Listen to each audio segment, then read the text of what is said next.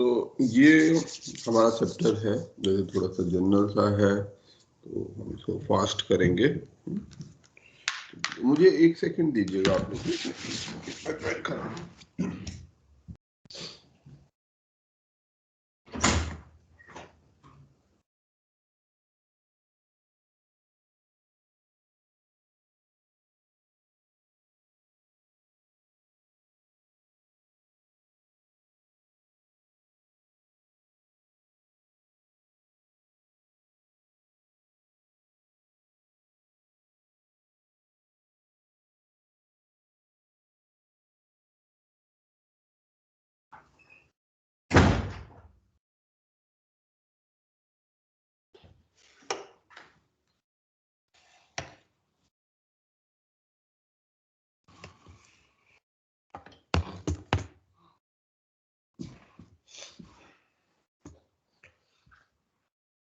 जी, तो हम लोग पीडीएस की बात करते हैं, public distribution system.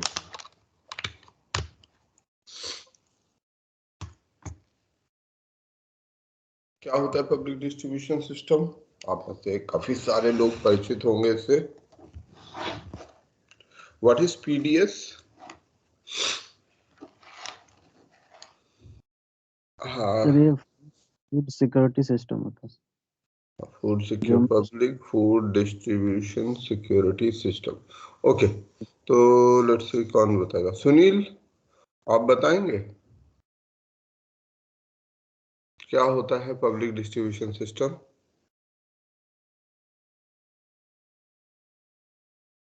Mister Sunil. श्रुति,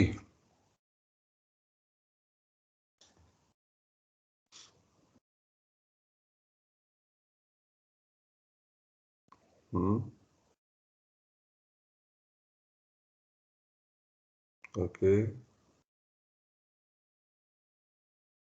आप लोगों का एक्टिव पार्टिसिपेशन जरूरी है, एक्सपेक्टेड है।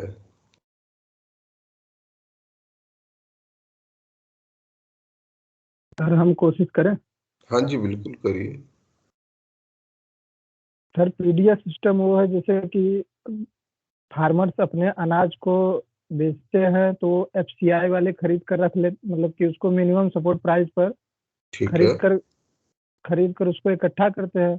फिर उसको एक मतलब कि गरीब लोगों को जैसे कि पीडीएस सिस्टम के द्वारा उसको उसी अनाज को कम मूल्य पर सरकार के राशन दुकान है उसके द्वारा दिया जाता है लाभार्थियों को, जो उसके एलिजिबिलिटी में आते हैं उनको। बहुत बढ़िया, इतना तो अच्छा बताया। घबराते क्यों हैं आप लोग?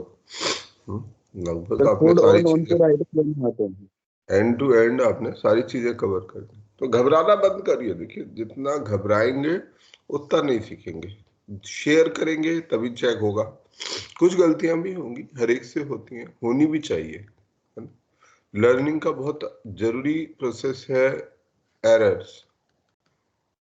कोई भी चीज हम लर्न करने के लिए बिना एरर किए लर्न नहीं कर सकते, और एरर तब तक पता नहीं चल सकती जब तक आप लोग बोलेंगे नहीं। तो आप लोग बोलिए, ठीक है? आप में से काफी को बहुत कुछ पता रहता है, हम डर के वजह से, भय की वजह से, अपने हेजिटेशंस की वजह से, इस कम्युनिकेशन को हमें सीखना है सबको।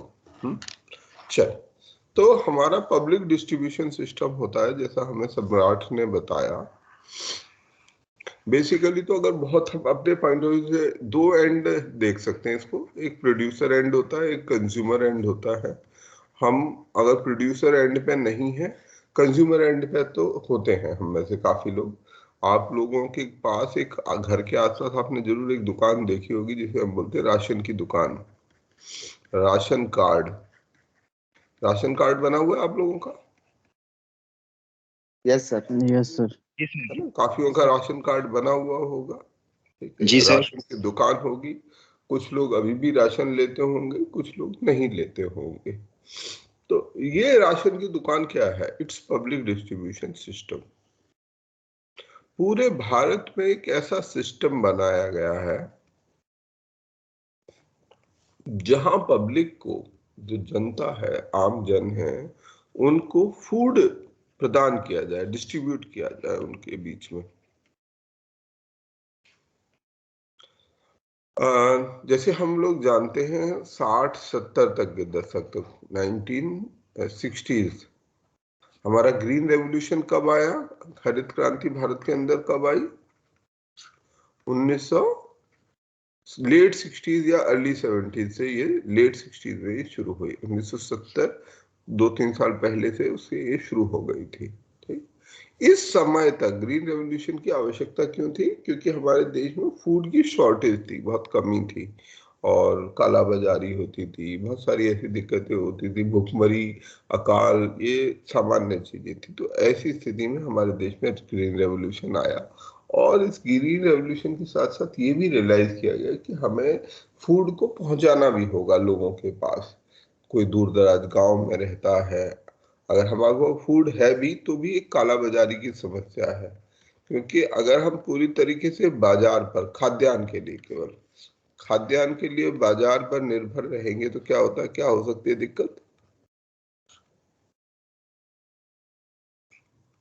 शॉर्टेज ऑफ फूड हो जाएगा सर, बाहर से मंगवाना पड़ जाएगा।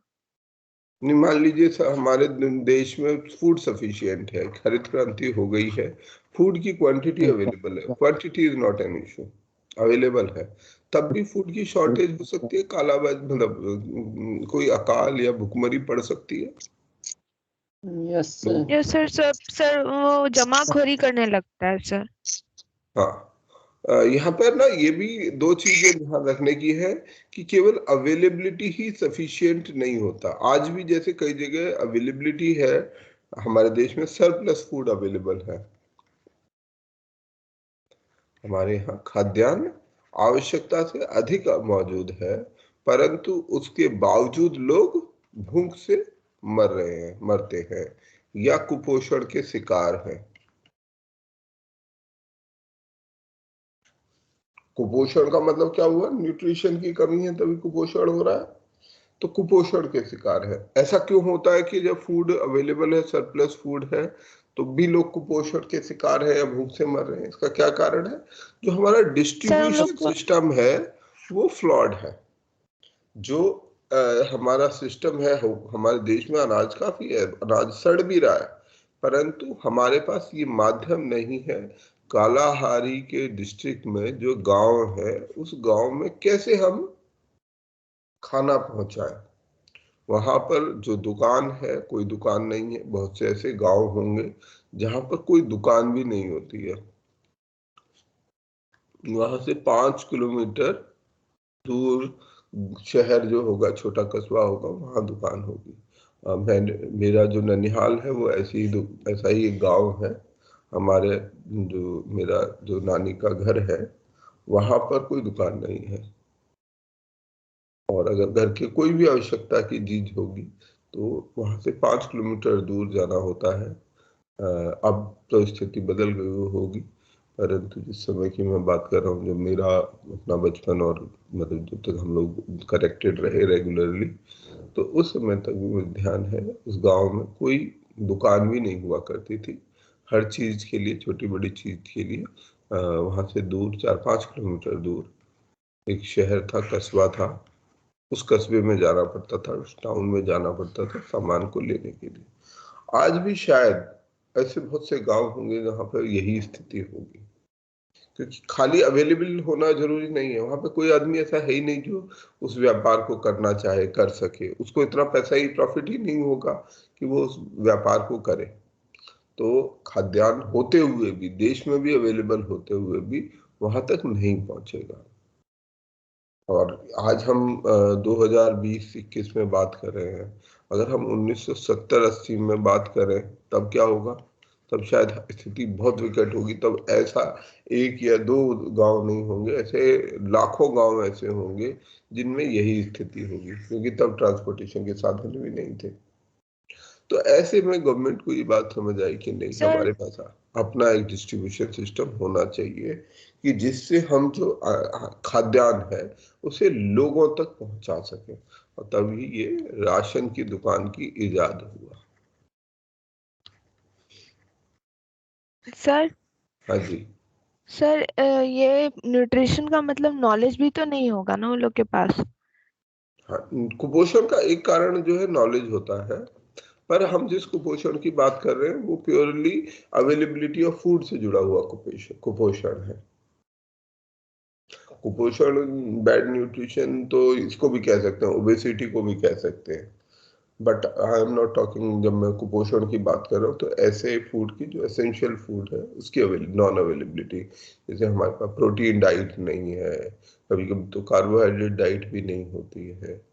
अभी भी ऐसे गांव होंगे, गांव हैं, होंगे नहीं हैं, अभी भी हमारे देश में ऐसे बहुत सारे हिस्से हैं जहाँ ये कुपोषण की समस्या अच्छी तरह से व्याप्त है। और हम लोग जिसकी बात कर रहे हैं वो कर रहे हैं आज से पुराने समय की, जब देश के अंदर खाद्यान्न की अवेलेबिलिटी भी कम होती थी। तब उस समय उस अवेलेबिलिटी, उपलब्धता कम होने के कारण क्या होता था कि देश में अनाज नहीं है। जो लोग प्रॉफिटियर है, जिन लोगों को पैसा कमाना है, जिस बात से कंसर्न नहीं है कि क्या गलत है सही है, वो उपलब्धता का जो कम उपलब्धता है, कि हमारे देश को आवश्यकता है 200 मीट्रिक टन की, लेट से देश में प्रोडक्शन है 150 मीट्रिक टन का। ऐसे में क्या होगा, फूड शॉर्टेज होगी होगी। फूड हम किसी को भी देंगे, कोई तो भूखा बैठेगा। और ऐसे में लोग इसका, इस सिचुएशन का फायदा भी उठाने के लिए तैयार हो जाते थे। लोग जिस जिसके पास जो जहां अनाज हुआ वो अपने गोदामों में छुपा के रख लेते थे और काला बाजारी करते थे, जिससे कि डिमांड और बढ़े। मान लीजिए 200 टन की आवश्यकता है, 150 टन उपलब्ध है, तो क्या होगा, डिमांड थोड़ी बढ़ेगी। खाना तो ऐसी चीज है ना, खाने के बिना तो आदमी रह नहीं सकता, डिमांड बढ़ेगी। अब मान लीजिए कुछ लोग ऐसे हैं, काला बाजारी करने वाले ऐसे लोग हैं, वो 50 मीट्रिक टन और छुपा के बैठ जाते हैं, मार्केट में बिकते ही नहीं है। तो एक्चुअली में मार्केट में सप्लाई रह जाएगी 100 टन की, 100 मीट्रिक टन की, और आवश्यकता है 200 मीट्रिक टन की। खाद्यान्न तो एक ऐसी आवश्यकता है, फूड तो आपको खाना ही खाना है, तो आप फिर क्या करेंगे, जिस कीमत में मिल रहा है दे दो, जितनी कीमत पे देना लेना है ले दो। तो वो ये 50 मीट्रिक टन को छुपा के रख देंगे कि पहले हम इस डिमांड को बढ़ा देते हैं। जब लोग 10 रुपए की चीज 100 रुपए में खरीदने लगेंगे, तब हम ये 50 मीट्रिक टन जो आज हमने 10 रुपए की कीमत में खरीदा है, उसे 90 रुपए के प्रॉफिट के साथ बेच देंगे। ये डिमांड एंड सप्लाई का एक्सप्लॉइटेशन काला बाजारी के माध्यम से होता था। तो ये सब कई सी चीजों को चेक करने के लिए, एक साथ अवेलेबिलिटी ऑफ फूड, उसका प्रॉपर डिस्ट्रीब्यूशन, फिर ये भी एक इम्पॉर्टेंट है, जैसे कुपोषण की आपने बात की, कि किस प्रकार का फूड दिया जाए, क्योंकि लोगों को ज्ञान नहीं है। लोग नहीं समझते हैं कि क्या खाना जरूरी है, क्या खाना गैर जरूरी है। तो इसमें पीडीएस, हम राशन की दुकान हमारी क्या मदद कर सकती है? सर यहाँ पे सर पल्सेस वगैरह दे सकती है, सोया बड़ी ये सब। Very good. तो क्या है कि राशन की दुकान एक तरह से हमें जो है एजुकेट भी कर रही है, न्यूट्रिशन के बारे में एजुकेशन भी दे रही है। जैसे कि वहां पे जो नमक है वो मिल रहा है आयोडाइज्ड नमक। What is iodised salt? Iodised नमक, आयोडीन वाला नमक। सर इसमें आयोडीन कंटेंट, हाँ ऐड किया जाता है। ये एक विशेष, एक्चुअली हमारे देश में एक प्रॉब्लम है जिसका नाम है गॉइटर। गॉइटर हमारा एक ग्लैंड होता है, थायराइड ग्लैंड, ठीक है। थायराइड ग्लैंड की बड़ी आवश्यकता होती है आयोडीन की। वो आयोडीन पर बेस होके बहुत ही कम क्वांटिटी में हमारे शरीर में आयोडीन की आवश्यकता होती है, तो बहुत बहुत ज्यादा, मिलियन, पार्ट्स ऑफ मिलियन में पर आवश्यकता होती है आयोडीन की हमारे शरीर को। और कि वो आवश्यकता होती है, थायराइड नाम का एक ग्लैंड है, जो आपने कभी सुना होगा, कुछ लोगों को थायराइड की प्रॉब्लम हो जाती है। तो अगर आयोडीन हम नहीं खाएंगे तो क्या हो जाएगा, हाइपोथायराइडिज्म, यानी थायराइड हार्मोन कम बनने लगता है। जब थायराइड हार्मोन कम बनता है तो हमारे पूरे शरीर को, मानसिक विकास को, बच्चे के विकास को, सबको प्रभावित करता है ये हार्मोन। और इसमें बहुत ही कम क्वांटिटी में आयोडीन लगता है।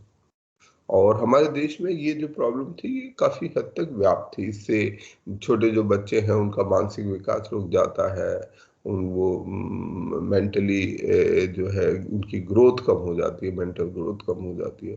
तो ऐसे चैलेंजेस फेस करने पड़ते थे। अब इसका क्या इलाज किया जाए?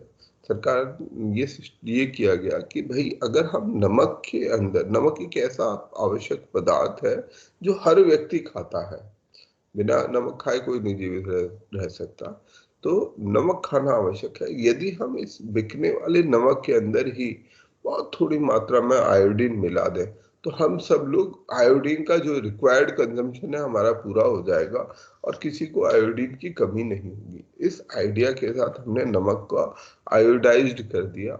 और वो नमक, आयोडाइज्ड नमक हम कहाँ से? अपनी राशन की दुकानों पर जो नमक बेच रहे हैं, हमने लगा कि भाई हमें, हमारे लोगों के पास आयोडीन की कमी ना हो, इसलिए आयोडाइज्ड सॉल्ट दिया जाए, उनको पल्सेस, दालें दी जाए ताकि उनको प्रोटीन की कमी ना हो जाए। तो एक तरीके से जैसे ये अभी चंद्रा ने जो बात कही थी, वो एजुकेशन, न्यूट्रिशनल एजुकेशन, फूड के संबंध में जो एजुकेशन है कि कौन सा फूड आपको खाना चाहिए, कौन सा नहीं खाना चाहिए, वो भी हम एक इनडायरेक्ट तरीके से राशन की दुकान से कर रहे हैं। क्योंकि यहाँ पे मिलेगा तो आपको वो कंज्यूम करना है। आपको नमक अगर खरीदना है तो राशन की दुकान पे केवल आयोडीन वाला ही नमक मिलेगा, जिसे खाकर आपके भीतर जो गोइटर की समस्या है वो अपने आप कम हो जाएगी। तो ये हमारा फूड डिस्ट्रीब्यूशन सिस्टम हो गया। एक फूड सिक्योरिटी सिस्टम है, ठीक है। Public distribution system is the food security system. खाद्य सुरक्षा का, खाद्य सुरक्षा का मतलब अवेलेबिलिटी, एक्सेसिबिलिटी एंड अफोर्डेबिलिटी, इन सब प्रॉब्लम्स को ये एक साथ देखता है। अवेलेबिलिटी, आपके पास खाना अवेलेबल होना चाहिए, ठीक है।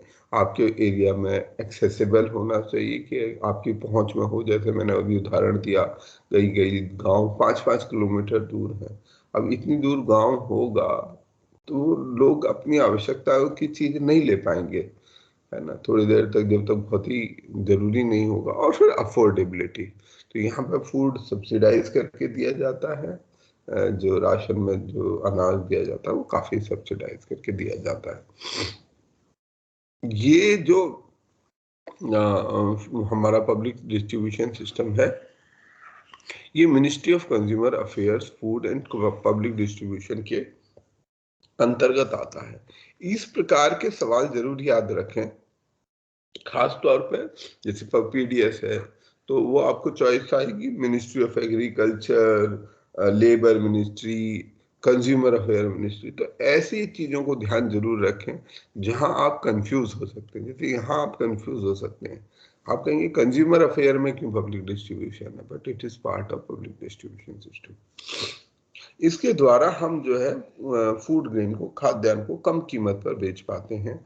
इसमें गेहूं, चीनी, आटा, चावल, केरोसिन, केरोसिन भी एक बहुत आवश्यकता थी। फिर pulses, edible oil, iodine, salt, मसाले, ये सब भी दिया जाना चालू किया गया है।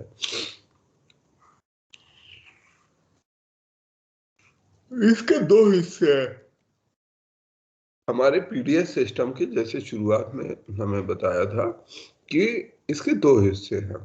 पहला हिस्सा है प्रिक्योरमेंट, मटेरियल को लेना, फूड ग्रेन को, खाद्यान्न को खरीदना। और दूसरा हिस्सा है डिस्ट्रीब्यूशन, कि उसे लोगों तक पहुंचाना। यहाँ प्रिक्योर करना, फिर डिस्ट्रीब्यूशन करना।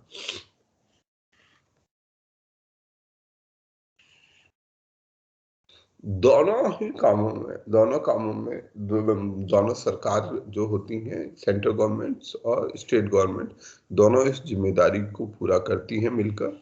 सेंट्रल गवर्नमेंट की जिम्मेदारी होती है प्रिक्योरमेंट की, मतलब खरीद करना, उसे स्टोर करना, उसका ट्रांसपोर्टेशन सुनिश्चित करना और एलोकेट करना, कोटास देना कि सरकार ने 200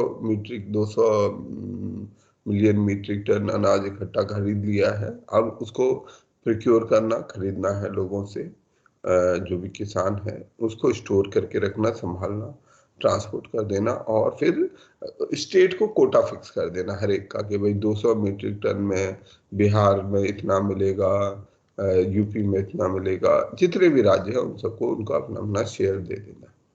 और ये सारा काम वो करती है FCI के द्वारा, फूड कॉर्पोरेशन ऑफ इंडिया के द्वारा वो ये काम करती है।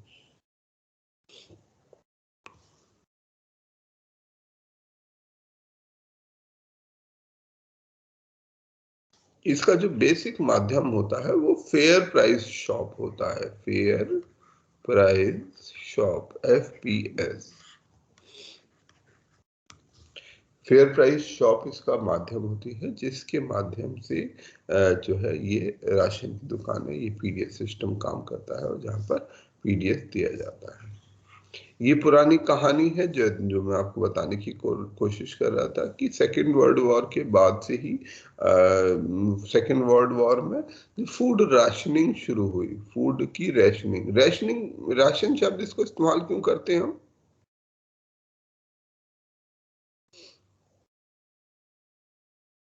ये राशन शब्द का मतलब क्या होता है? Ration, RATION। सर किसी चीज को रैशनलाइज कर देना। हाँ, रैशनलाइज कर देना बेसिकली, खास तौर में जब चीजों की कमी हो, सभी लोगों को चीज की आवश्यकता है, ठीक है, परंतु हमारे पास अवेलेबिलिटी कम है। जैसे हमने कहा, मान लीजिए हमारे पास 200 किलो आटे की आवश्यकता है, लोग हमारे आसपास जितने लोग हैं उन्हें 200 किलो आटा चाहिए कुल मिला के, जितना वो कंज्यूम करते हैं हमें पता है। एक व्यक्ति कितना आटा कंज्यूम करता है, लेट से एक व्यक्ति एक दिन में कितना आटा कंज्यूम कर जाता होगा? आधा किलो। एक गांव है, उस गांव के अंदर में 200 लोग रहते हैं, 500 लोग रहते हैं, और रोजाना का 200 किलो आटा कंज्यूम करते हैं। अब किसी कारण फूड की शॉर्टेज हो गई, आटे की कमी पड़ गई, आटा रह गया है 150 किलो। क्या होगा ऐसे में? प्रोक्योर करेगी FCI से। नहीं, पब्लिक क्या करेगी? ये 500 लोग कैसे बिहेव करेंगे? उसको सर वो छोटे छोटे हिस्सों में बांट देगी रैशनलाइज करके। नहीं, लोग रैशनलाइज नहीं करते, नॉर्मली लोग रैशन नहीं करते हैं, नहीं तो इसे राशन की दुकान बनाने की जरूरत पड़ेगी नहीं। हमारे पास को 200 किलो, मतलब सबको मान लीजिए 4-4 रोटियां खाते हैं, तो उसके लिए हमें 200 किलो आटे की रोज जरूरत होती है 500 लोगों को। परंतु वो आटा किसी कारण से, प्रोडक्शन के कारण से, युद्ध के कारण से कम हो गया है, 150 किलो या 100 किलो ही आटा उपलब्ध है। तब लोग ये क्या करेंगे? फिर लोग होर्डिंग करना शुरू करेंगे। लोग झगड़ा भी करना शुरू कर देंगे। भाई क्या होगा, हर कोई चाहेगा कि मैं ज्यादा से ज्यादा मेरे को मिल जाए, मैं खा लूं। हाँ, ज्यादा अच्छा तरीका क्या होगा, बेहतर क्या होता? अगर मान लीजिए इसमें क्या होगा, 2 तरीके से डिस्ट्रीब्यूशन ऑफ फूड हो सकता है। 250 लोगों को पूरा फूड दे दिया जाए और 250 लोग भूखे रह जाए। भाई हम 4-4 रोटी खाते हैं, अब हमारे पास आटा रह गया 100 किलो, आवश्यकता थी 200 किलो, तो 250 किलो हम जो है 250 लोगों को फूड दे दिया जाए और 250 लोगों को भूखा रख दिया जाए। ये ऑप्शन है हमारे पास। ये सही है ऑप्शन? नहीं सर, इक्वल डिस्ट्रीब्यूशन होना चाहिए। खानी चाहिए सर हमें। हाँ, तो सबको क्या करो भाई, 500 लोगों को कि ठीक है भाई थोड़ा सा सब्र करो, अभी थोड़ी सी हालात खराब चल रही हैं, वो सही हो जाएगा, कोई नहीं, 2-4-10 दिन में चीजें सुधर जाएंगी। आप नॉर्मली अगर 4 रोटी खाते हो कोई दिक्कत नहीं है, अगर आप कुछ दिन तक 2 रोटी खा लोगे तो क्या हो जाएगा, कुछ हो जाएगा? No sir. है ना, हम ऐसा तो नहीं कि हम मर जाएंगे कि भाई 1-2 रोटी मिली, आज 4 खाते थे हम, तो अब 2 कैसे मिली, हम कैसे काम चलाएंगे? नहीं, अगर हमें 10-15 दिन तक भी 2 रोटी खानी पड़ जाए तो काम चल जाता है, कोई दिक्कत नहीं है। और खासतौर में क्राइसिस के समय में, युद्ध का समय चल रहा है, तो ऐसे समय में ये रैशनिंग का आइडिया नेशनल लेवल पर, ठीक है, यही चीज हम देश के सेंस में भी कर सकते हैं। भाई देश में 50 करोड़ लोग हैं, या तो 25 करोड़ बेचारे भूखे रह जाएं और 25 करोड़ को खाना मिल जाए, नॉर्मली यही होता है। नॉर्मली क्या होता है, फूड है, जो भी चीजें अच्छी, जो भी जरूरत की चीजें होती हैं वो कहाँ रह जाती हैं, शहरों में, बड़े लोगों के पास, पावरफुल लोगों के पास। जो लोग गांव देहात के लोग हैं, गरीब लोग हैं, वहां तक चीजें मिल ही नहीं पाती। आज भी ऐसा होता है। पर राशनिंग का कॉन्सेप्ट ये है कि सबको हम उपलब्ध कराएं। तो ये वॉर टाइम राशनिंग मेजर शुरू हुआ, पीडीएस जो है वॉर टाइम पर ये शुरू हुआ। इसके बाद फूड ग्रेन को हमारे देश में 60s तक हम लोग फूड ग्रेन के लिए दूसरे देशों पर निर्भर करते थे, आयात करते थे। 60s में हमने एग्रीकल्चरल प्राइस मिशन, जिसकी हम अभी बात कर रहे थे, किसी ने एमएसपी का भी जिक्र किया। एमएसपी एक तरीके से पीडीएस का हिस्सा है। तो एग्रीकल्चरल प्राइस कमीशन, ऐसा कमीशन जो कि एग्रीकल्चर गुड के प्राइस को तय करे कि भाई ये कीमत होनी चाहिए, ये कीमत हम कम से कम, सरकार ये कीमत दे देगी जिसको हम एमएसपी कहते हैं। और एफसीआई की स्थापना की गई, फूड कॉर्पोरेशन ऑफ इंडिया की स्थापना हुई और एग्रीकल्चरल प्राइस मिशन कमीशन की स्थापना हुई।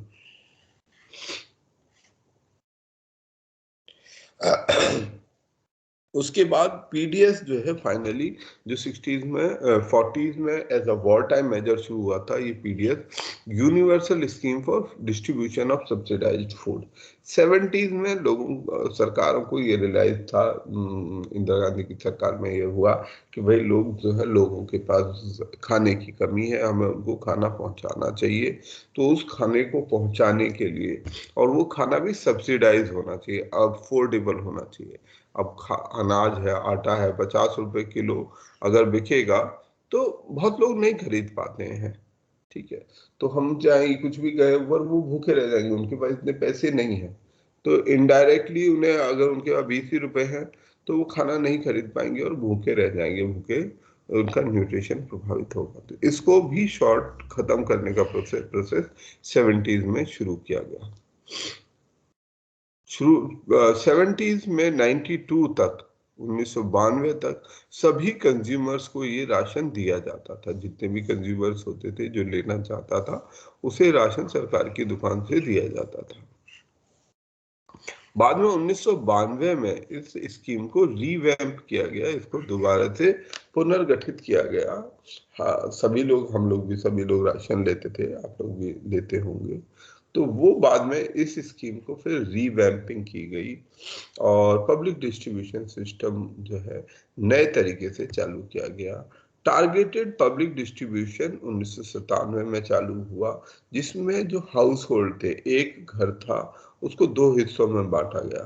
पॉवर्टी लाइन, लोग जो बिलो पॉवर्टी लाइन रहते थे, और लोग जो अबव पॉवर्टी लाइन थे, इन 2 हिस्सों में बांटा गया। और ये कहा गया कि भाई अनाज जो है, जो सस्ता या सब्सिडाइज्ड अनाज है, वो टारगेटेड पब्लिक डिस्ट्रीब्यूशन सिस्टम के लोगों को दिया जाएगा। यानी कि जो लोगों की इनकम ज्यादा कम है, उन्हीं को सस्ता अनाज दिया जाएगा, बाकी लोग बाजारों से अनाज खरीदें।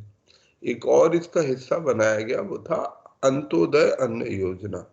अंत्योदय अन्न योजना 2000 में शुरू हुई, जिसका उद्देश्य था कि जो हमारे बीपीएल लोग हैं, बिलो पॉवर्टी लाइन लोग हैं, उनमें भी जो सबसे ज्यादा गरीब हैं, पॉवर्टी लाइन के नीचे रहने वाले लोग तो निश्चित रूप से गरीब नहीं हैं, पर उसमें भी जो सबसे ज्यादा गरीब है, गरीबों में भी जो गरीब है, उन लोगों को हाईली सब्सिडाइज दर पर 2 रुपए किलो, 3 रुपए किलो अनाज दिया जाएगा। ये काम हमारे अंत्योदय अन्न योजना में किया गया। फिर 2013 में फूड सिक्योरिटी एक्ट पास किया गया, जिसमें फूड को एक जस्टिसिएबल राइट बना दिया गया। मतलब आपका कानूनी अधिकार है, यदि आपको फूड नहीं मिल पा रहा है तो आप फूड के लिए कोर्ट जा सकते हैं। एक प्रकार का आपका अधिकार हो गया है फूड को मिलना। आप फूड को, आपको अवेलेबल सबको होना चाहिए। ये नेशनल फूड सिक्योरिटी मिशन के द्वारा संभव हो सका। अब पीडीएस का या जितनी स्कीम्स है, जो मुख्य स्कीम है इस एरियाज में, वो कौन कौन सी हो गई अब बताइए। एक तो पीडीएस हो गई, यस सर, रीवैम्प्ड पीडीएस हो गई, टारगेटेड पब्लिक डिस्ट्रीब्यूशन, पीडीएस हो गया। एडीपीएस और बताइए targeted national food security 2013 Antyodaya अन्न योजना और national food security act 2013। National food security act, ठीक है। तो ये कुल मिलाकर ये हो गया। इसमें हाँ अंत्योदय टारगेटेड पीडीएस, ठीक है, अंत्योदय फूड सिक्योरिटी। तो ये मुख्य स्कीम है जो पीडीएस से संबंधित है। किस प्रकार से जो हमारे देश में फूड पब्लिक डिस्ट्रीब्यूशन सिस्टम शुरू हुआ वो कैसे काम कर रहा है। तो इन सब के ईयर वाइज क्रोनोलॉजिकली इनको याद रखिएगा कौन सा कब कब आया। अब जो ये फूड सिक्योरिटी जो ये पीडीएस सिस्टम है इसके उद्देश्य क्या है। सबसे पहला फूड एंड न्यूट्रिशनल सिक्योरिटी लोगों को प्रोवाइड कराना। लोगों कोई आदमी ऐसा ना रहे जिसको खाना ही ना मिले, ठीक है, या कुपोषण का शिकार हो, ये चीज बहुत ही गलत है। दूसरी चीज मिनिमम सपोर्ट प्राइस का सिस्टम क्रिएट करना और फूड ग्रेन प्रोडक्शन की पैदावार को बढ़ाना, ये दो बहुत जरूरी चीजें हैं। फूड सिक्योरिटी के लिए क्या जरूरी चीज है। एक पक्ष फूड सिक्योरिटी के लिए क्या जरूरी है। अगर हम फूड सिक्योरिटी कहते हैं अवेलेबिलिटी, तो फूड सिक्योरिटी में हमारे पास हमें ये एक चीज अगर हमें लोगों को सिक्योर करना है तो क्या एक पक्ष तो ये रहेगा कि हम जो है लोगों को सफिशिएंट फूड दे पाए, पहुंचा पाए, ठीक है, जो भी वो खाने का उनकी आवश्यकता है उनको पूरा कर पाए, जो राशन की दुकान के जरिए से पीडीएस शॉप के द्वारा किया जाता है। परंतु फूड सिक्योरिटी का एक और इम्पोर्टेंट पक्ष है, वो है कि फूड सिक्योरिटी को फूड की अवेलेबिलिटी को इंश्योर करना। कैसे करेंगे फूड की अवेलेबिलिटी को इंश्योर करना। ज्यादा से ज्यादा उत्पादन कर। हाँ, उत्पादन उतना कम से कम जरूर होना चाहिए, अवेलेबल होना चाहिए। अब मान लीजिए आपने राशन की दुकान खोल भी दी, कुछ भी कर दिया, जरूरत 200 टन की 200 किलो की है और आपके पास है 100 ही किलो, तो क्या होगा, आपको अपने आप ही किसी ना किसी का शेयर काटना पड़ेगा। किसी ना किसी को भाई आपको 2 रोटी देनी पड़ेगी। कोई तो कम खाएगा ही खाएगा ना। जब चीज हमारी कम है, जितनी आवश्यकता है उससे यदि चीजें कम है तो हमारे को वो काटना पड़ेगा। तो ऐसे में ये हमारे लिए एक भारी चैलेंज है, उसको हमें टैकल करने की जरूरत है। तो ऐसे में हमें ये उत्पादन को बढ़ाना भी उतना ही इम्पोर्टेंट है कि हमारा उत्पादन हमारी जनसंख्या हमारी आवश्यकताओं के अनुरूप रहे। ऐसा ना हो जाए कि वो हमारी आवश्यकताओं के अनुरूप ना रहे, खराब हो जाए। तो ये अगला काम है कि हमें अपने फूड ग्रेन प्रोडक्शन को बढ़ाना है। चौथा काम हमारे पीडीएस का है कि जो कीमतें हैं उनको स्थिर रखना। कीमतों का स्थिर रखना भी बहुत जरूरी है, क्योंकि अन्यथा कीमत अगर अस्थिर हो जाएंगी तो पता चलेगा कि लोगों को सब कुछ होते हुए भी, अनाज होते हुए भी वो भूखे हैं। और गरीब लोगों को अफोर्डेबल प्राइस पर, जो लोग खरीद नहीं सकते हैं, जिनके पास पैसा नहीं है, उनको ऐसी कीमत में दिया जाए जिससे कि वो उसे खरीद सकें।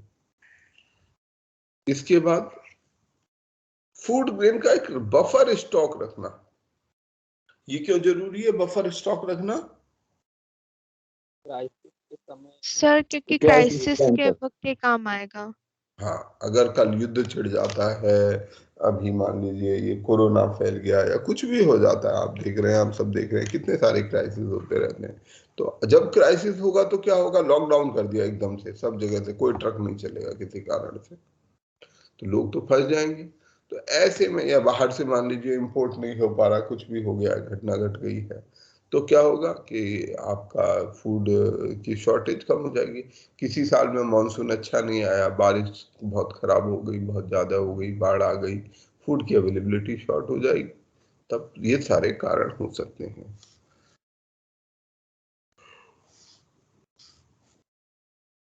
इसके अलावा रीडिस्ट्रीब्यूशन ऑफ ग्रेन्स, ठीक है, कि हमें खाद्यान्न को रीडिस्ट्रीब्यूट करना है। तो ये सब कुछ मुख्य पहलू हैं, कुछ मुख्य ऑब्जेक्टिव हैं हमारे पीडीएस सिस्टम के। काम कैसे करता है, जैसे अभी हमने बात किया था कि सेंटर और स्टेट दोनों की जिम्मेदारी होती है, बारी बारी अपनी जिम्मेदारियों को वो शेयर करते हैं।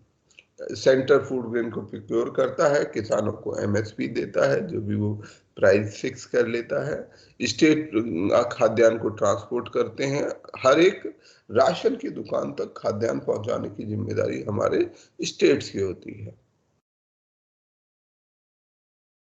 अब भारत में क्या क्या इश्यूज हैं, हमारे क्या क्या हमारे जो है समस्याएं हैं।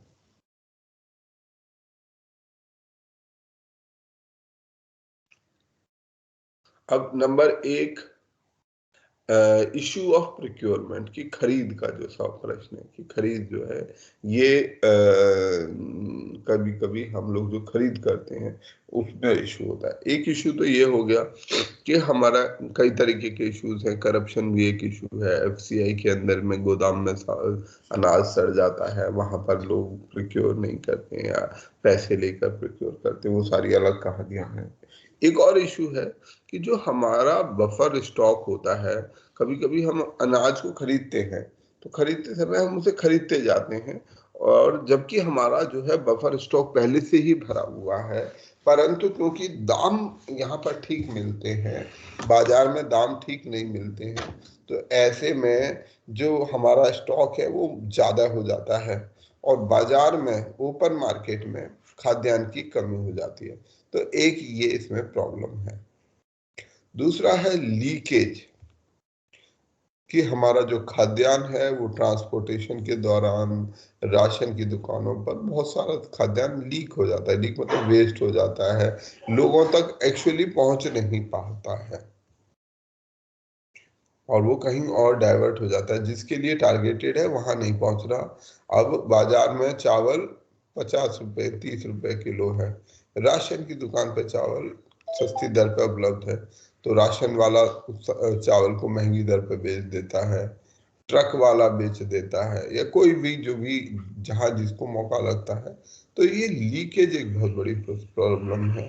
करीब 36% लीकेज है हमारे पीडीएस राइस में और गेहूं में ऑल इंडिया लेवल पर। ये लीकेज ट्रांसपोर्टेशन लीकेज है या ब्लैक मार्केटिंग है जो हमारे राशन की दुकान के ओनर एफपीएस ओनर्स हैं। आइडेंटिफिकेशन ऑफ बेनिफिशियरीज एक और इसका चैलेंज है कि हम क्या कैसे पहचान करें कि कौन बेनिफिशियरी है। ये भी एक भारी झंझट है कि हम उनकी पहचान नहीं कर पाते हैं। जिसको मिलना चाहिए उसको मिलता नहीं है, जिसको नहीं मिलना चाहिए लोग राजनीतिक या तमाम तरीकों से अपने लिए चीजें उपलब्ध करा लेते हैं और जिनको आवश्यकता होती है वो रह जाते हैं। शॉर्टेज और स्टोरेज इश्यू, कि हमारा कभी कभी जो है कैग ने पॉइंट आउट किया कि शॉर्टफॉल है स्टोरेज कैपेसिटी में। हमारे जो स्टोर करने की क्षमता है खाद्यान्न को वो काफी कम है। हम खरीद तो रहे हैं परंतु उसे स्टोर करने की अगर हमारे पास समुचित व्यवस्था नहीं होगी तो क्या होगा, वो खाद्यान्न सड़ जाएगा। एनवायरमेंटल इश्यूज हैं,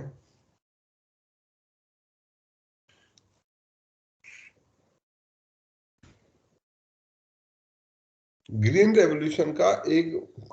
रेवोल्यूशन भी एनवायरमेंटल प्रॉब्लम से जुड़ा हुआ है। जैसे ग्रीन रेवोल्यूशन के कारण क्या हुआ कि हमारे कई क्षेत्रों में, पंजाब हरियाणा ऐसे राज्यों में खासतौर में, जो ग्राउंड वाटर है वो बहुत नीचे चला गया है, इरिगेशन में इस्तेमाल होता है। जो सॉइल और वाटर की कंडीशन है वो खराब हो रही है, फर्टिलाइजर का जरूरत से ज्यादा इस्तेमाल हो रहा है। तो ये सब चैलेंजेस हैं। और एक और चैलेंज है मिनिमम सपोर्ट प्राइस का। ठीक है, जो एमएसपी है वो कुछ फ्लॉज भी क्रिएट करता है। वो फ्लॉ क्या हो सकते हैं कि कुछ क्रॉप्स को आप एनकरेज करते हो और कुछ क्रॉप को आप डिस्करेज करते हो।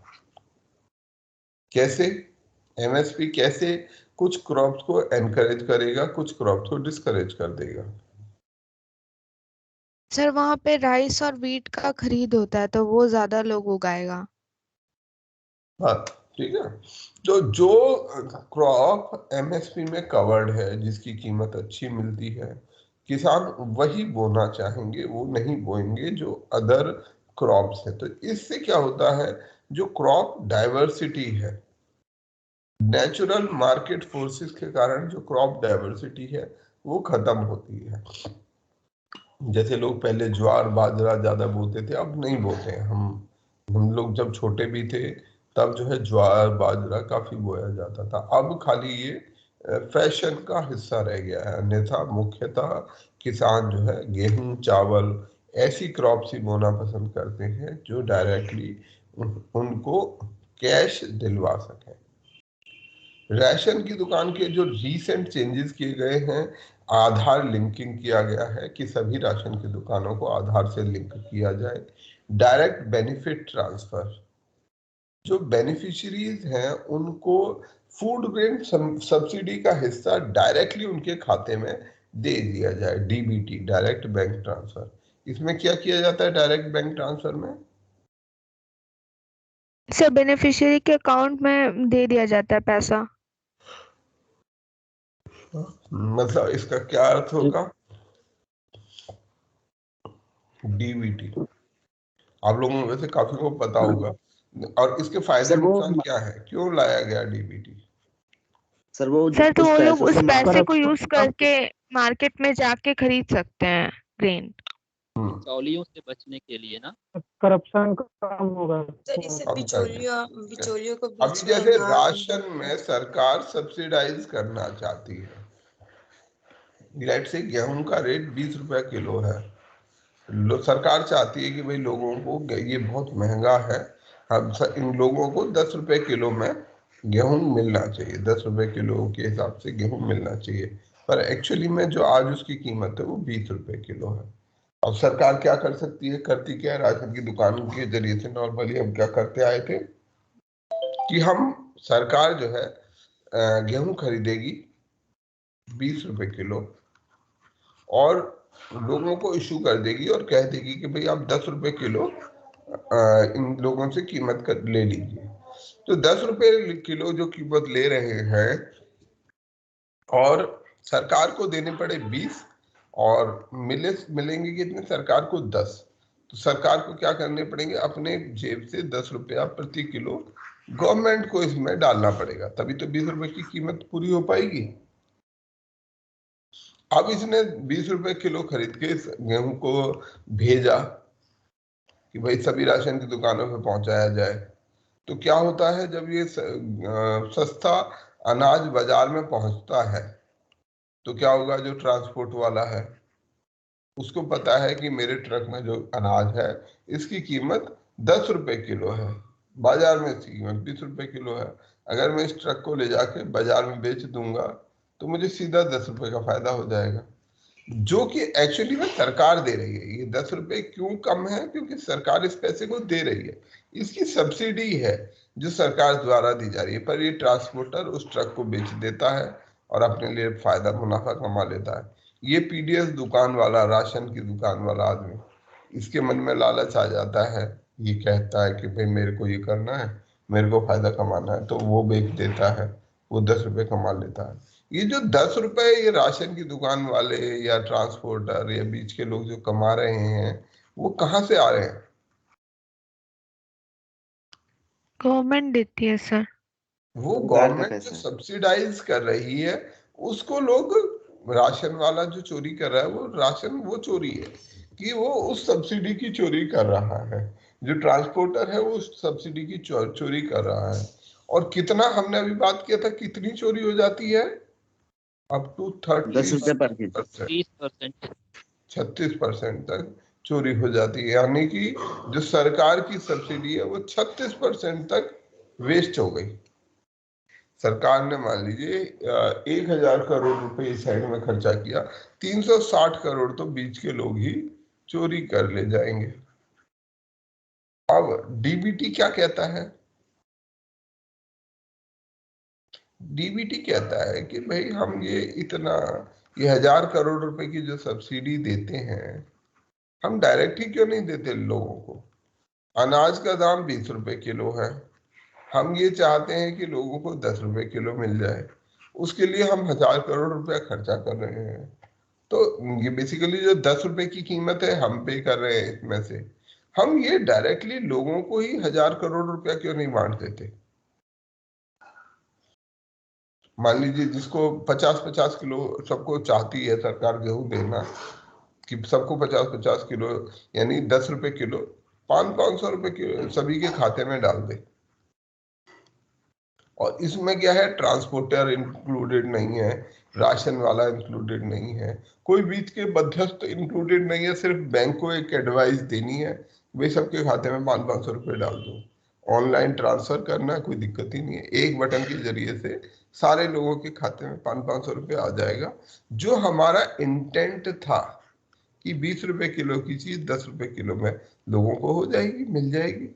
तो ये कैश ट्रांसफर का स्कीम है, ये डायरेक्ट बेनिफिट ट्रांसफर जो है किया जाए, ये फूड ग्रेन का ये इसके जरिए से हासिल किया जा सकता है। देन अगला जो चेंज किया गया है राशन पीडीएस में वो है कंप्यूटराइज फेयर प्राइस शॉप, जो कंप्यूटरीकरण किया जाए। ठीक है, जो राशन की दुकान है उन्हें कंप्यूटर के जरिए से पॉइंट ऑफ सेल जैसे क्रेडिट कार्ड डेबिट कार्ड होता है उसके माध्यम से जोड़ा जाए। वेब बेस्ड सिटीजन पोर्टल बनाया जाए, जो कि वेबसाइट के जरिए से सभी सिटीजन्स को जोड़ा जाए और अगर कोई शिकायत हो वो अपनी शिकायत कर सके। जीपीएस टेक्नोलॉजी का इस्तेमाल किया जाए, जिसके जरिए से जो भी ट्रक्स हैं कि वो कहाँ जा रहे हैं, क्या कर रहे हैं, अनाज का कोई डाइवर्जन तो नहीं हो रहा, ये सब मॉनिटर किया जाए।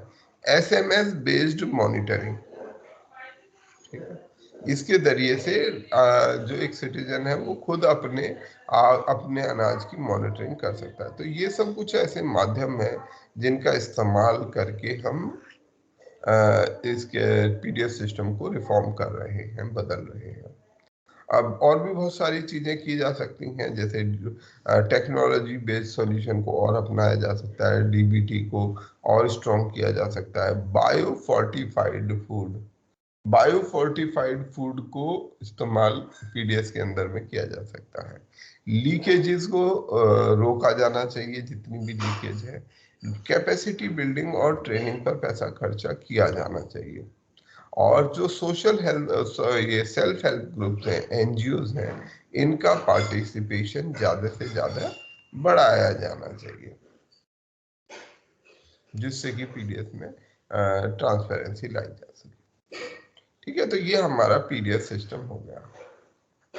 जो हमारा डीबीटी है, डीबीटी का कोई डिसएडवांटेज भी है या सब एडवांटेज है? बात तो ठीक है, गलत तो नहीं है। डिसएडवांटेज भी है सर। क्या? जैसे किसी काम के लिए पैसा दिया जा रहा है, उसको किसी और काम में यूज कर रहे हैं। प्रमोशन भी दे कि फंड डाइवर्सिफिकेशन है ना। आपने 500 रुपया सरकार ने किस लिए दिया? कि लोग अनाज खरीदे। अब वो घर में गया, 500 रुपए के क्रेडिट हुआ, वो आदमी क्या करेगा? क्या करेगा उस 500 रुपए का? तुरंत जाएगा, एक बोतल खरीदेगा, शराब पी लेगा सर, पी के खत्म हो जाएगा। अब जो घर में बच्चों को, महिलाओं को खाना पहुंच रहा था, खुद के लिए उसे खाना मिलना था, डीबीटी के कारण, डीबीटी में पैसा क्रेडिट होने के कारण से वो नहीं मिल पाएगा। और क्या डिसएडवांटेज हो सकता है डीबीटी का? सर वहाँ गलत इन्फॉर्मेशन दिए, जिससे गलत आदमी के अकाउंट में पैसा चला जाता होगा, जिसका मिसयूज करता होगा। ठीक है, क्या बोलेंगे इसको? फंड डाइवर्सिफिकेशन, इम्प्लीमेंटेशन इशू है ये। ठीक है, फंड को डाइवर्सिफाई कर दिया। और क्या चीज हो सकती है? एक चीज हमने डिस्कस की थी, आइडेंटिफिकेशन ऑफ एलिजिबल पीपल है। हाँ, नहीं वो उसे छोड़ देते हैं, ठीक है, वो तो दोनों में ही एरर हो सकता है। वो राशन की दुकान में भी वो एरर तो वहां भी आ सकता है, तो वो तो न्यूट्रल है। एक और इशू ये है कि जैसे अभी हमने बात किया था कि हम ये चाहते हैं एजुकेशन, न्यूट्रिशनल एजुकेशन की भी हमने बात की थी ना, कि राशन की दुकान के जरिए से हम एक इनडायरेक्टली न्यूट्रिशनल एजुकेशन प्रमोट कर रहे हैं। हम चाहते हैं आयोडाइज सॉल्ट खरीदा जाए, हम चाहते हैं लोग पल्सेस दालें खरीदें, पर अगर हम 500 रुपए दे देंगे तो क्या हो जाएगा? सर वो People लोग are not उस शॉप smart, से they are नहीं not लेके। informed। ठीक है, तो हो सकता है वो कहेंगे क्या होता है आयोडाइज सॉल्ट, हमारा ये जो नॉर्मल सॉल्ट है यही ठीक है, इसमें क्या बुराई है। ठीक। या हम ये चाहते हैं कि बच्चों को दालें ज्यादा मिलनी चाहिए, पर हो सकता है वो फूड के किसी और हिस्से पर उस पैसे को खर्चा करे जिसे सरकार ना प्रमोट करना चाहे। ठीक है, अनहेल्दी फूड पर पैसा खर्चा करे। वो हो सकता है घी तेल पे सारा पैसा खर्चा कर डाले, जिसको सरकार शायद ना चाहे या हम लोग ना चाहे, क्योंकि हमारी आवश्यकता है कि पल्सेस लोग ज्यादा खाएं, दालें ज्यादा खाएं, प्रोटीन की डेफिशिएंसी बहुत रहती है लोगों की। तो इस प्रकार की जो इनडायरेक्ट तरीके से जो एजुकेशन है या इनडायरेक्ट जो इंटरवेंशन है, वो भी हमारी न्यूट्रिशनल इंटरवेंशन वो रुकती है डीबीटी के माध्यम से। तो ये कुछ कुछ चैलेंजेस हैं जो डीबीटी में हम लोग देख सकते हैं। ब्लू रेवोल्यूशन, इसके बारे में ज्यादा कहने की जरूरत है।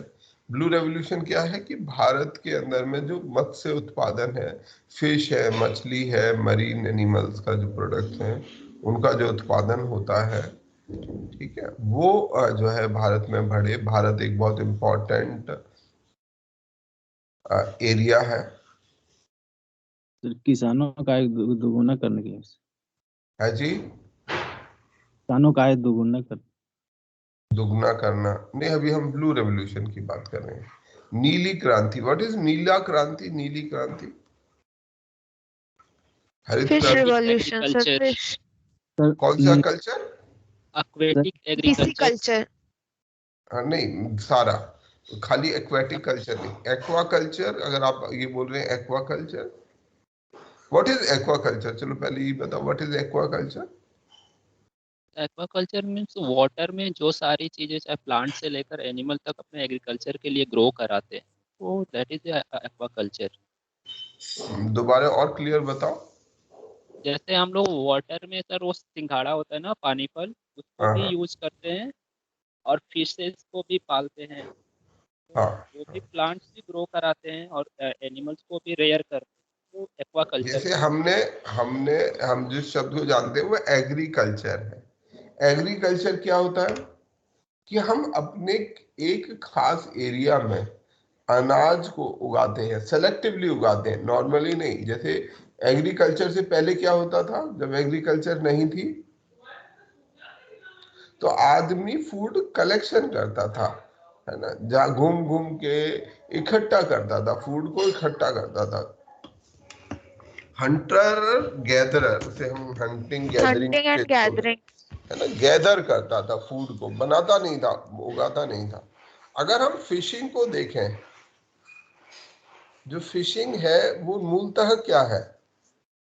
वो भी गैदरिंग है। जो आज भी हम गैदरिंग। करते हैं, जो फिशिंग करने मछुआरा जाता है, वो क्या करता है? वो गैदर करता है, इकट्ठा करता है। परंतु इसी लाइन पर, एग्रीकल्चर के लाइन पर एक और चीज बनी जिसका नाम है कि भाई हम बजाय गैदर करने के लिए, फिशिंग में अपने चैलेंजेस हैं, समुद्र में जाना पड़ता है, कभी कभी नाव डूब जाती हैं, डिफिकल्ट लाइफ है मछुआरे की, फिशरमैन की लाइफ आसान नहीं होती है, पर उसे जीवन चलाने के लिए वो जीवन जीना पड़ता है। तो अगर हमारे फिशरमैन ऐसे खेत बना ले, लोग ऐसे खेत बना दें, ऐसे एरियाज बना दें जिसमें हम खुद ही मछलियों का पालन करें, तो उससे क्या होगा? हमें जिस प्रकार की जो ब्रीड की मछली चाहते हैं, क्योंकि हर मछली उतनी वैल्यू नहीं अर्न करती है ना, कुछ मछलियां ज्यादा कीमत की होती है, कुछ मछलियां कम कीमत की होती है। तो एक तो हम स्पेसिफिक मछली को ब्रीड कर सकते हैं, दूसरा एक विशेष क्षेत्र में कर सकते हैं। यहाँ से इकट्ठा करना, यहाँ से मछली पकड़ना बहुत आसान है, हमने एक ऑलरेडी सिस्टम जाल उसमें डाल के रखा हुआ है, बस उस बटन को दबा देंगे, वो जितनी मछली होगी वो एक तरफ इकट्ठी कर देगा, आपको जितनी मछली निकालनी है निकाल लीजिए। तो वो चीज कहलाती है एक्वाकल्चर। पिछले कुछ समय में, हमारे 50 सालों में एक्वाकल्चर इस ओर जो है भारी वृद्धि हुई, और मछली का उत्पादन, मरीन प्रोडक्ट का उत्पादन बढ़ा। विशेष रूप से चाइना में इस प्रकार का उत्पादन बढ़ा, जो कि लगभग दुनिया का 2/3 एक्वाकल्चर चाइना से आता है। एशिया जो है, इस समय एशियन मार्केट जो है वो दुनिया का 90% एक्वाकल्चर एशियन कंट्रीज ही प्रोड्यूस करती है, और जिसमें 70% शेयर चाइना का है। तो ये हमारे कुछ फैक्ट्स हैं एक्वाकल्चर से संबंधित। भारत में जो एक्वाकल्चर है या ब्लू रेवोल्यूशन है, उसको पहली बार इंट्रोड्यूस किया गया था 7th 5-year प्लान में, यानी कि 1985-90 में, जब फिश फार्मर डेवलपमेंट एजेंसी को बनाया गया। मतलब फिश फार्मिंग का कॉन्सेप्ट जो है भारत में इस्तेमाल किया गया सरकार के द्वारा, जिसके द्वारा फिश की कौन सी ब्रीड को उगाना है, कैसे उसकी देखभाल करनी है, कैसे मार्केट करना है और कैसे एक्सपोर्ट करना है, इस सब पर काम किया गया।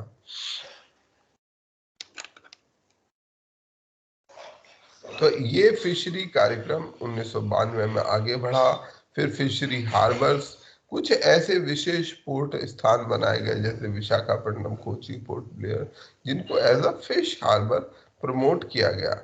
रिसर्च सेंटर तरह तरीके के बनाए गए हैं, और इस एरिया में इन्वेस्टमेंट, ट्रेनिंग और इंफ्रास्ट्रक्चर पर खर्चा किया जा रहा है।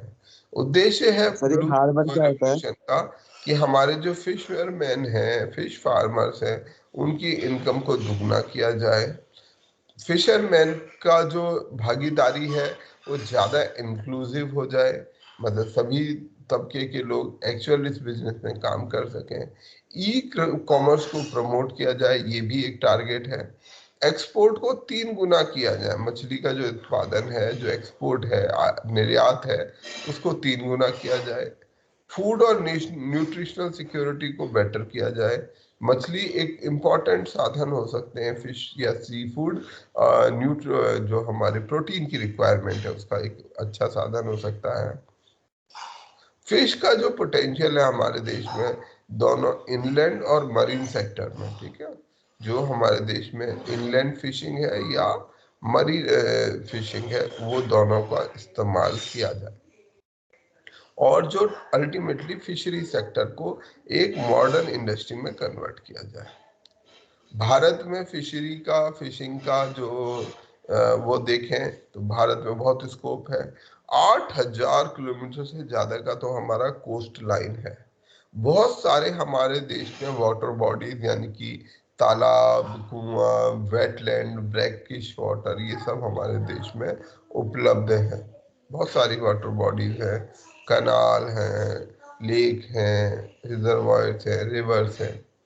भारत के अंदर में जितनी ज्यादातर बहुत सारी फिश स्पीशीज, ठीक है, लार्जेस्ट स्पीशीज भारत में पाई जाती हैं, और जो ब्रीडिंग है ऑर्नामेंटल फिशेस का, वो उसका बहुत बड़ा स्कोप है, क्योंकि आज के समय में फिशिंग का एक दूसरा स्कोप जो पक्ष है वो ऑर्नामेंटल फिश को ब्रीड करना है, क्योंकि लोग डेकोरेटिव पर्पज से भी फिशेस को इस्तेमाल करते हैं।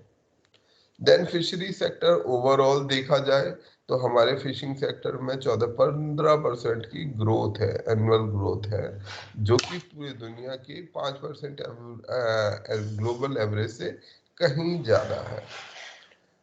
हम लोग लगातार चाहते हैं कि ये क्षेत्र और इसी तरह से 6% की दर से कम बढ़ता रहे।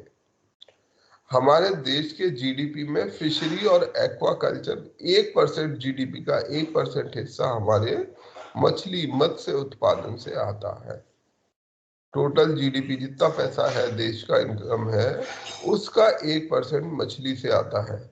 हमारे देश का जो एग्रीकल्चरल जीडीपी है उसका 5% हमारे को मछली से आता है।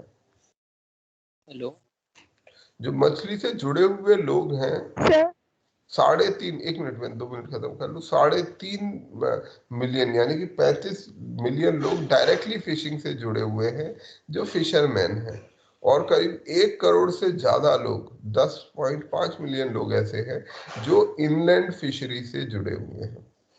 भारत दुनिया का दूसरा सबसे बड़ा फिश प्रोड्यूसर कंट्री है, जिसमें करीब हम 47,000 करोड़ रुपए का एक्सपोर्ट करते हैं। भारत एक्वाकल्चर के मामले में चाइना से बस पीछे है, चाइना के बाद दूसरे नंबर पर आता है। फिशरी जो है भारत का सिंगल लार्जेस्ट एग्रीकल्चरल एक्सपोर्ट है। हमारे देश में जो एक्सपोर्ट है, फिशिंग का एक्सपोर्ट जो है वो सिंगल लार्जेस्ट है, और दुनिया के भारत जो है सबसे ज्यादा है। यूएसए को अपना सी फूड बेचता है, उसके बाद साउथ ईस्ट एशियन नेशंस को। ठीक है, चलो अब आप अपना सवाल पूछिए। नहीं सर, बोल रहे थे कि मतलब वो कोस्ट लाइन वाला जो था 8,000, वो अभी सर 7516 किलोमीटर है इंडिया का कोस्ट नहीं, लाइन। आप कोस्ट लाइन में वो नहीं ऐड कर रही हो, आइलैंड्स का जो आप बोल रहे हो ना 7516, that is mainland. Sir including Andaman Nicobar and Lakshadweep. नहीं, चेक करो। Yes sir. चेक करने हेलो। यस सर, चेक करके बता रहे हैं। जो हमारा ये वाला है 7,516 जो है वो हमारा ये चेक कर लिया आपने? यस सर, अभी सही है, चेक। नोट्स में सही है सर। चेक कर लो। हेलो। जहाँ तक मेरी समझ है, जो हमारे अंडमान और लक्षद्वीप के जो कोस्ट लाइन है उसको इसमें इंक्लूड नहीं किया जाता, ये केवल मेन कोस्ट लाइन है। चेक कर लो एक बार, फिर मुझे चेक करके आप लोग बता देना। सर हार्बर क्या होता है सर? हार्बर पोर्ट, जहां से हम उसमें जहाज जहां पर आके रुकते हैं। Sir hello. हाँ बोलो। सर ये एक्वाकल्चर आपकी आवाज बहुत कम आ रही है, थोड़ा लाउड बोलो।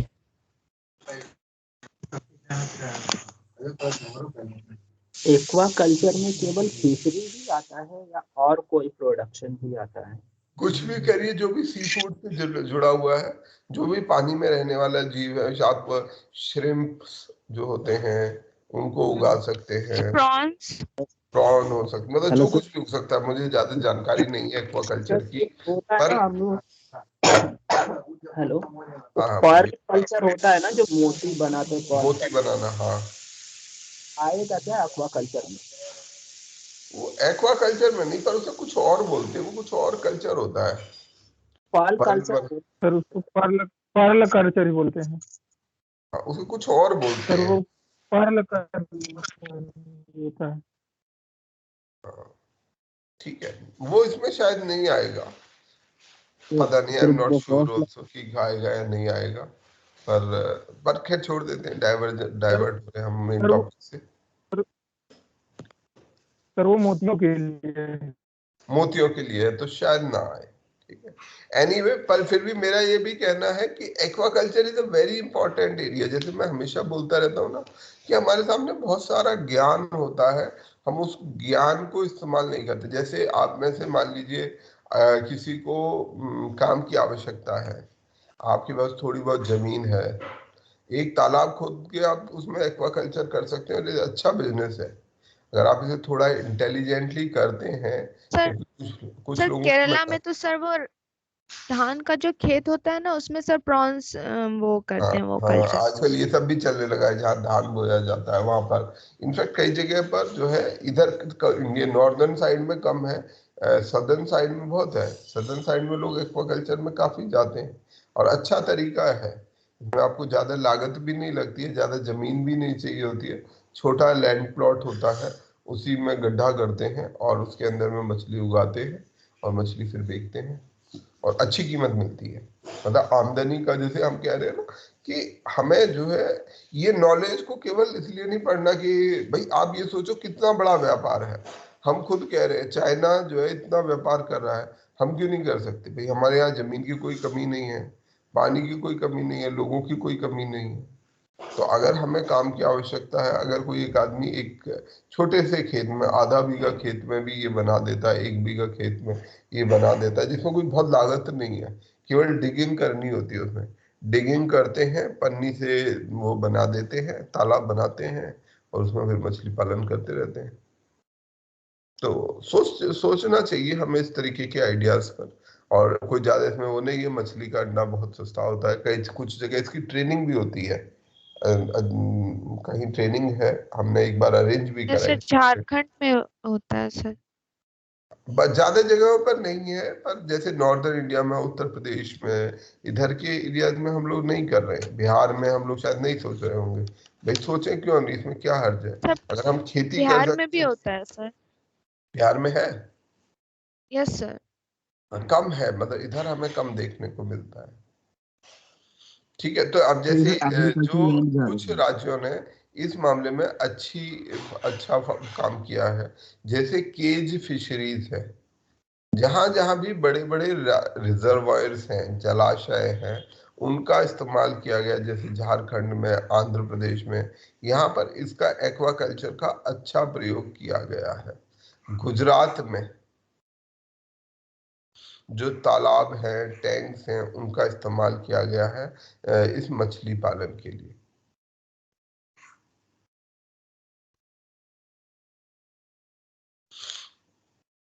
तो ये हमारे जो है लिए एक हेलो सर। अपॉर्चुनिटी। हाँ जी बोलो। सर वो कॉस्ट लाइन जो सर 7,516.6 किलोमीटर है सर वो। पूरा यस सर वही। हाँ सर, यस सर इंक्लूडिंग पूरा। Lakshadweep and Andaman and Nicobar. Sir देखते चेक हैं, कर उसको उतना ही है सर वो। नहीं है तो इसमें गलत सर लिखा। अगर लक्षद्वीप और अंडमान निकोबार को निकालते हैं तो पीछे 6300 किलोमीटर बचता है। फिर यानी इसमें गलत है, चेंज करना पड़ेगा। Indian coast line length, total length of coast line of the mainland, comma Lakshadweep and ये ओके सही है, फिर 7,516। ठीक है, फिर मैंने क्यों गलत लिखा हुआ है, चलो मैं देखूंगा मैंने क्यों गलत लिखा हुआ है। ठीक, थैंक यू, चलो अच्छी बात है। ओके, इसे करेक्ट कराना, मुझे याद दिला देना भाई, इसे करेक्ट करना पड़ेगा, नहीं तो ये रह जाएगा ऐसे ही। ओके, अच्छा, अब जो एक्वाकल्चर में चैलेंजेस हैं वो क्या क्या है, वो है हमारे स्टेगनेशन ऑफ प्रोडक्शन, कि हमारे जो मरीन फिशरीज हैं उनका उत्पादन अब स्टेगनेट होता जा रहा है। लैक ऑफ रिसोर्स है, जैसे सीडलिंग्स, फिंगरलिंग्स, जो मछली छोटी छोटी होती है जिससे मछली बनती है, वो उपलब्ध नहीं है। फॉर्मल वर्किंग कैपिटल जो है उपलब्ध नहीं है, लोगों के पास जो पैसा आवश्यक है मछली उत्पादन की प्रोसेस में लाने के लिए, वो मौजूद नहीं है। एनवायरमेंटल थ्रेट्स है, डिजीज रिस्क और ट्रेड बैरियर्स हैं मछली के उत्पादन पर। टेक्निकल इश्यूज हैं इससे संबंधित, जैसे हमारे देश में जो फूड फीड है उसका, मछली का, मेडिसिन है, उनकी उपलब्धता कम है।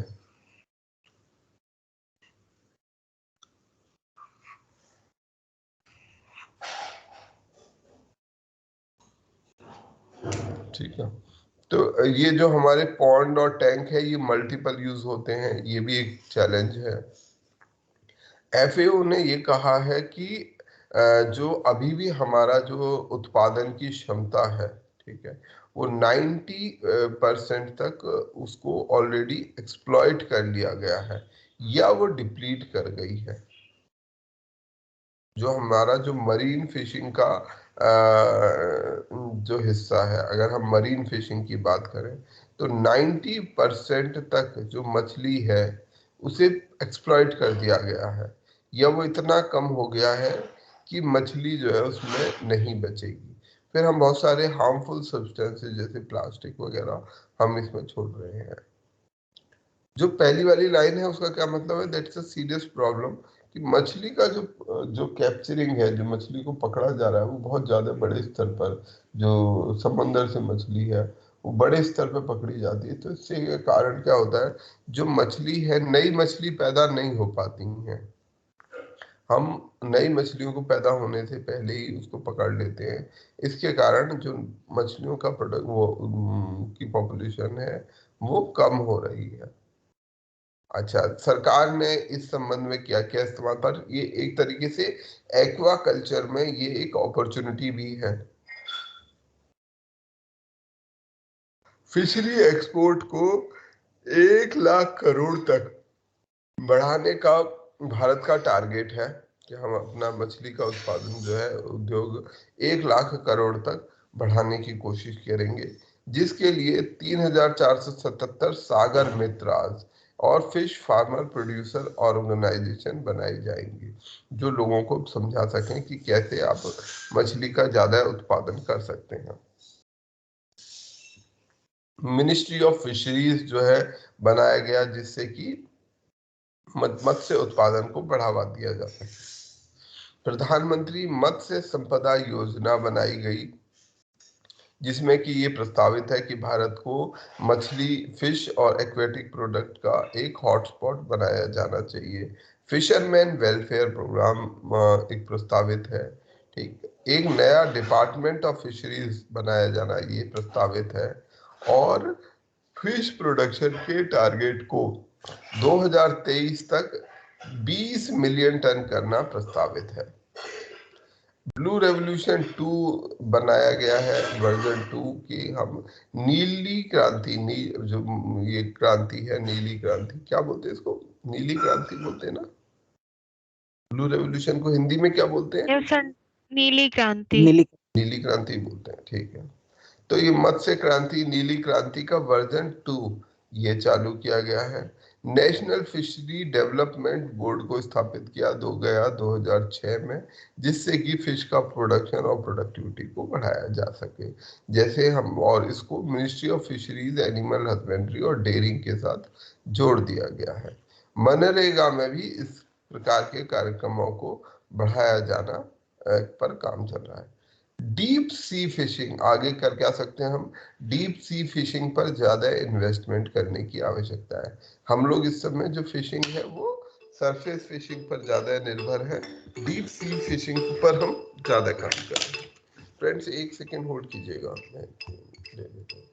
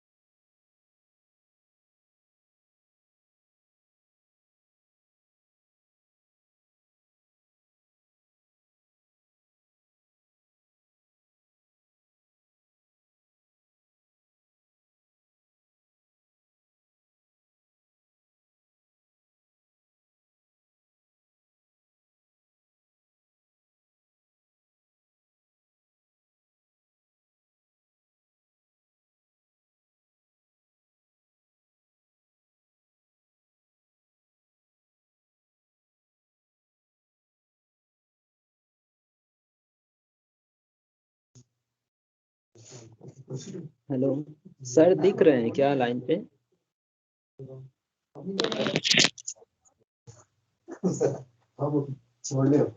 बढ़िया था।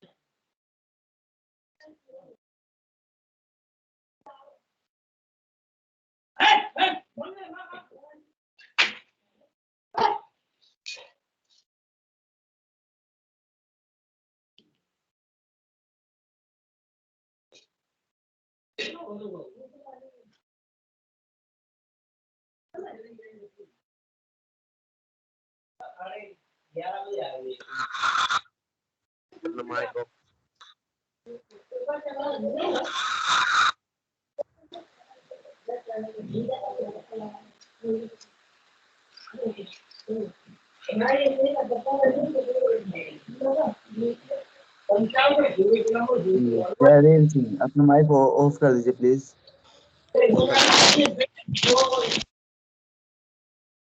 Hello. Yes sir. Yes sir. Yes sir. तो मेरा एक ऑफिस का कॉल था। ओके, तो आप लोगों की क्लास डिस्टर्ब हो गई, बीच में इंटरप्ट हो गई। अच्छा, हमारी मछली कहाँ तक पहुंची थी? हाँ, मछली हमारी ओके। तो हम लोग मछलियों की बात कर रहे थे कि हमारा जो फिशिंग है, ठीक है, जो हमारे को डीप सी फिशिंग में जाना चाहिए, उसमें इन्वेस्टमेंट की जरूरत है और पब्लिक प्राइवेट पार्टनरशिप्स के जरिए से हम इसको कर सकते हैं। जो फिशरी सेक्टर है वो हमारी फूड सिक्योरिटी को और पॉवर्टी एलिवेशन के लिए एक इम्पॉर्टेंट काम कर सकता है, ठीक है। जैसे मैंने अभी आप लोगों को भी कहा कि हम लोगों के पास एक बहुत बड़ा इशू है कि हाँ, हमारे पास एम्प्लॉयमेंट नहीं है, बट हमारे को सॉर्ट ऑफ अल्टरनेटिव एम्प्लॉयमेंट देखने होंगे कि कहाँ कहाँ क्या ऑप्शन हो सकता है हम लोग भी जानने की कोशिश करें कि भैया अगर मेरे को फिशरी में जाना है, एक्वाकल्चर करना है, तो इसमें मेरे को कितना पैसा लगता है, क्या मेरे को रिटर्न मिल सकती है, क्या मेरी फ्यूचर हो सकता है। तो इस तरीके से हमें इस सेक्टर में भी देखने की जरूरत है, ठीक है। वर्किंग कैपिटल सप्लाई की यदि कोई काम करना चाहता है, हम में से कोई सोचता है कि नहीं जी मैं करता हूँ जी, ठीक है, तो उसको चाहिए होगी वर्किंग कैपिटल की, पैसे की आवश्यकता, तो वो कहाँ से उसको मिलेगा? इंटेलिजेंट लीज एग्रीमेंट स्थापित करने के हम लोग जो है लीजिंग कर रहे हैं कि भाई जमीन को हम लीज आउट कर दे कि भाई आप यहाँ पे ये काम करो। इस तरीके के मैकेनिज्म हमें ये चालू करने की जरूरत है। और जो मरीन कैप्चर है, जो फिशिंग का भारत के अंदर में दो अलग अलग हिस्से हो गए हमारे फिशिंग में, एक हो गया मरीन फिशिंग और एक हो गया एक्वाकल्चर। तो मरीन फिशिंग एक इम्पॉर्टेंट एस्पेक्ट है हमारे पास कि हमारे को मरीन फिशिंग में, क्योंकि भारत का जो कोस्ट लाइन है, जो 7,516 किलोमीटर का कोस्ट लाइन है, इसको एक्सप्लॉइट करने की जरूरत है कि हम अपने आसपास का जो समंदर है, कितना समंदर है भारत के पास, कहां तक होगा समंदर? सर 200 नॉटिकल माइल्स तक। हाँ, very good, this is what I was looking. तो यानी कि भारत का बॉर्डर यहाँ खत्म हो रहा है, यहाँ से लेके यहाँ तक, और लक्षद्वीप वगैरह को जोड़ देंगे तो ये यहाँ तक हो जाएगा। यहाँ पर श्रीलंका और यहाँ पर ये, फिर यहाँ अंडमान के आसपास। तो हमारे पास बहुत बड़ा समंदर है open for fishing, marine fishing. जिसमें हम जाके, और हमारे यहाँ जैसे ऑर्गेनाइज्ड मरीन फिशिंग नहीं है, जैसे डेवलप्ड कंट्रीज की जो फिशिंग है उस क्वालिटी की नहीं है। हमारे फिशरमैन हैं वो जो अपनी छोटी छोटी बोट्स के जरिए से फिशिंग करते हैं, कुछ ऑर्गेनाइज कंपनियां हैं। तो इसमें भी हमारे पास एक बड़ा पोटेंशियल है जिसको हम एक्सप्लॉइट कर सकते हैं। तो ये हमारी मछलियों के उत्पादन की कहानी है। आज के लिए क्लास को भी यहीं छोड़ते हैं, मुझे ऑफिस भागना पड़ेगा, कुछ अर्जेंट इशू है। तो आज के लिए हम यहीं क्लास खत्म करते हैं, कल करेंगे, ठीक है। इसके बाद थोड़ा सा आप एक्स्ट्रा क्लासेस के लिए तैयार रहिएगा। मैं थोड़ा सा टाइम, क्योंकि जैसा मैंने कहा था कि मैं 30 तारीख तक थोड़ा व्यस्त रहूंगा, तो हम लोग अब अपनी पढ़ाई पर ज्यादा फोकस करेंगे, ठीक है जी सर। सर केवल 7 ठीक है, okay, thank you sir. Thank you sir. Thank you sir. जय जय।